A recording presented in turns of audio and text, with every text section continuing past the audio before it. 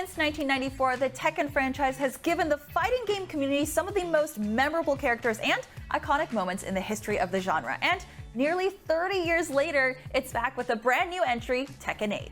Here to break it all down for us is Katsuhiro Harada and Michael Murray. Hey, what's up?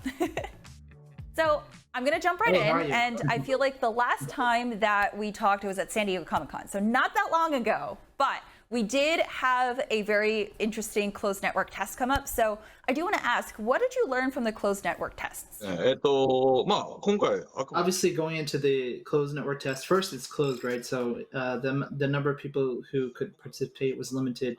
We were foreseeing some problems that we wanted to actually test out in this environment.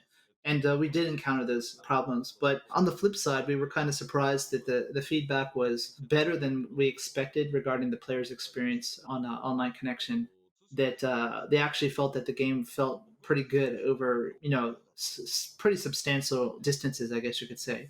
But the one thing that did stand out was the Wi-Fi connection. There was a great disparity between the LAN cable players and also the people on Wi-Fi. So we're hoping that we can maybe fine-tune the experience a little bit more for Wi-Fi players.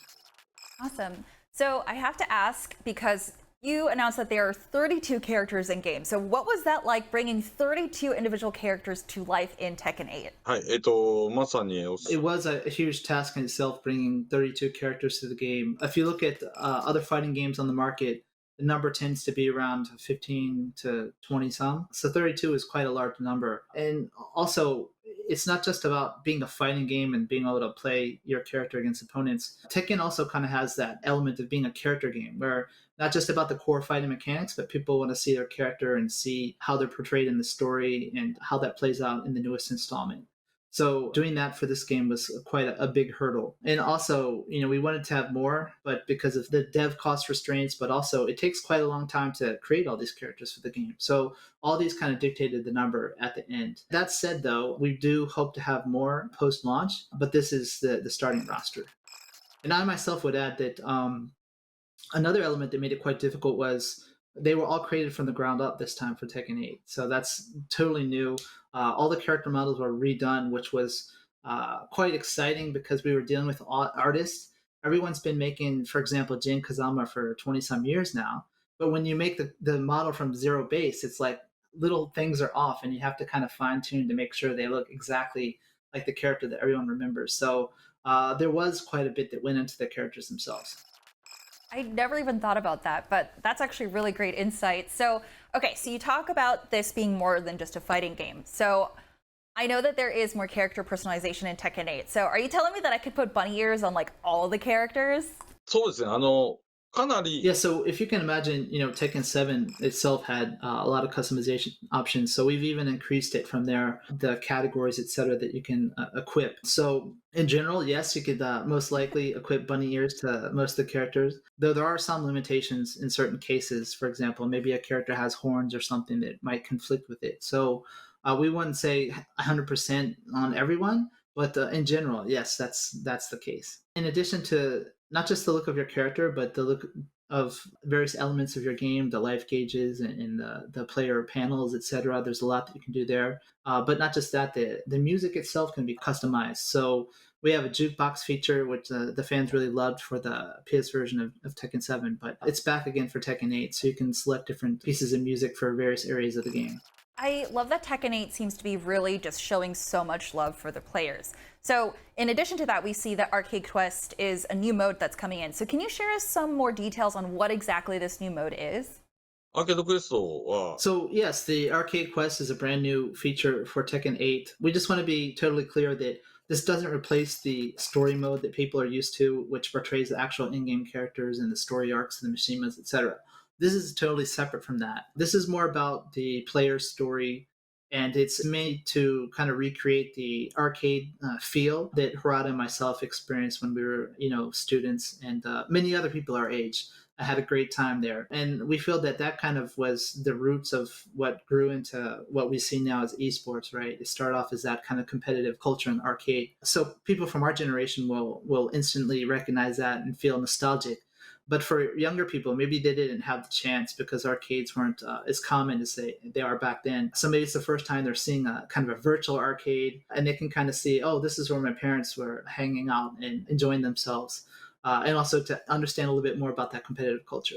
So you can tell that from between the story mode and also this new arcade quest mode, there's a great deal of volume there for one player content. So, this new arcade quest mode, it lets you go through the mode, and as a player, you're kind of evolving, learning the basics of not only the new features of Tekken 8, but also Tekken in general, the gameplay, and kind of helps you learn the ropes. But not just that, there's a cool new feature also that's been implemented with ghost characters. So it's kind of this AI learning. Not only does it kind of tailor your opponents, so you'll see CPU opponents actually fight like real players. Maybe even like a copy of some famous player you've seen in an esports stream, etc. But not just that, as you evolve as a player and get better, this AI ghost of yourself, it mimics you. So if you drop a combo, it'll mimic that. It mimic all kinds of different aspects of your play. So you can see the AI ghost version of yourself get even more skillful as you as a player grow. Okay, so that's good to know because my AI is definitely just going to be spamming one move constantly. So if you find that one, that is me, and I'm not even sorry about it. So actually, speaking of fighting styles, so could you go into more details about how guard damage will affect the overall strategy in Tekken 8? How does this change the dynamics of a fight? ですね。Fighting games are unique in one aspect, especially that if you're able to block your opponent's attacks, then you negate all the damage, right? Usually. So this is unique in that, for example, first-person shooters or others, if you line up your attack, usually the damage happens. So this time the key concept for Tekken 8 is aggressiveness, right? So in order to kind of enhance this experience, one of the new mechanics is certain attacks will deal kind of recoverable damage to your opponent. So this kind of alleviates the instance where you see two people going back and forth and they're unable to kind of break out of that match, right? So this is supposed to kind of foster players to make them want to go on the offense and to rush down their opponent. So this is what we call the chip damage when you deal the damage while they're blocking, right? And also this can be recovered by doing various different actions. So there is a way to alleviate that, but it is designed to make the game more aggressive. So speaking of unique elements within fighting games, what inspired the development team to create the brand new Heat system and revised Rage system? And how did you ensure it would resonate with longtime fans? そうですね。With fighting games, it's quite interesting that to us, each installment of Tekken is quite different with the different changes we've made to the battle systems. And we feel that players feel the same way who are actually following the games closely. But for people who aren't into fighting games, a lot of times just because the perspective of the screen from a sideways view looks the same, they'll be like, oh, fighting games haven't changed in how many years. That's not the case, we think. Especially this time with the Heat system, it's designed for aggressive gameplay like we were saying, and it does many things. One of the main things is the inspiration was if you're watching some kind of martial arts match and you see maybe there's back and forth and there's no big moments, but then all of a sudden a certain punch will land and then the outcome of the match changes drastically, right? So that was kind of the thing that we were going after for the Heat system this time around, to create those kind of iconic moments within a match, not just for the people playing, but for the people who are spectating. And granted, the overall feedback we've gotten from both the CAT and then the closed test we did recently, it seems like overall the players really liked that new change and it felt new. We did get a lot of useful feedback, so we will be fine-tuning the game and changing it a bit after that, though.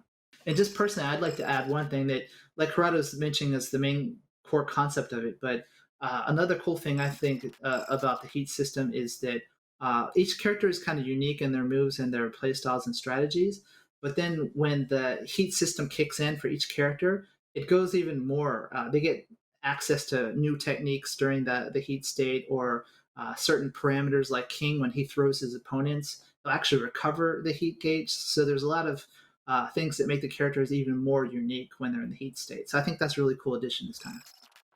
That's so cool. I can't believe you wanted to add more characters on top of all of that. That's actually crazy. I mean, this is going to be great. And players don't have to wait too long, right? When actually does this game drop? It's coming January 26th, 2024. Awesome. You heard it here. Thank you so much for speaking with us today.